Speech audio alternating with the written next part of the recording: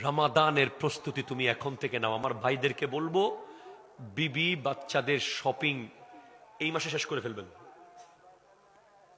রোজা রেখে যেন আপনার বিবি মার্কেটে মার্কেটে না ঘুরে।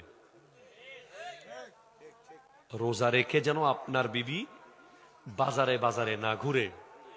এটার জন্য আপনাকে কিয়ামতের দিন আটকানো হবে। মনে রাখবেন, একজন বেপরদা নারী জাহান্নামে যাওয়ার সময় 4 জন পুরুষকে সাথে নিয়ে যাবে। সে জাহান্নামের ফেরেশতাকে বলবে, দাঁড়াও, আমার বাপকে ডাকো। আমার বাবা আমাকে কন্ট্রোল করে নাই, তাকে ডাকো। বাবাকে ধরা হবে। এরপরে বলা হবে, দাঁড়াও, আমার ভাইকে ডাকো। আমার ভাই চাইলে আমাকে পর্দানসীন বানাতে পারত, সে করে নাই।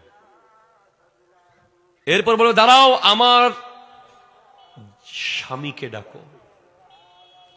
আমার স্বামী, ওই নারী বলবে, আমার ছবি ফেসবুকে আপলোড করত, আমাকে তার বন্ধুদের সাথে পরিচিত করিয়ে দিত, আমাকে নিয়ে নিয়ে মার্কেটে মার্কেটে মানুষের সাথে পরিচয় করাতো।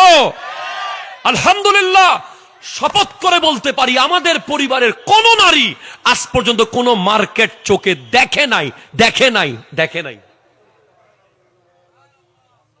আমরা ঈদের সময় অনলাইনে আনাই। আগে অনলাইন তো আগে ছিল না, আগে নিজেরা আমরা পুরুষরা গিয়ে কয়েকটা ডিজাইনের কাপড় নিয়ে আসতাম, পছন্দ করে 1টা বা 2টা রাখতো, বাকি আর ফেরত দিতাম। এই সামান্য কষ্টটার সামান্য একটা কাজ আপনার বিবি গিয়ে দেখবে না, আপনি একটু কষ্ট করে নিয়ে আসবেন। এতে করে আপনি বিশাল বড় ফায়দা পাবেন। তার মধ্যে 1 নম্বর ফায়দা হলো আপনি দাইয়ুস হওয়া থেকে মুক্ত থাকবেন। 2 নম্বর ফায়দা হলো আপনার প্রজন্ম আল্লাহর নেককার বান্দা জন্মগ্রহণ করবে।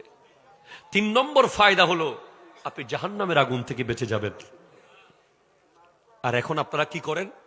যাও, তোমরা দেখে চয়েস করে নিয়ে আসো। সে এবার ফজরে গেছে, সেহরি খাইয়া গেছে, মোটামুটি তারাবির পরে করে আসতেছে সেহরি আগে করে।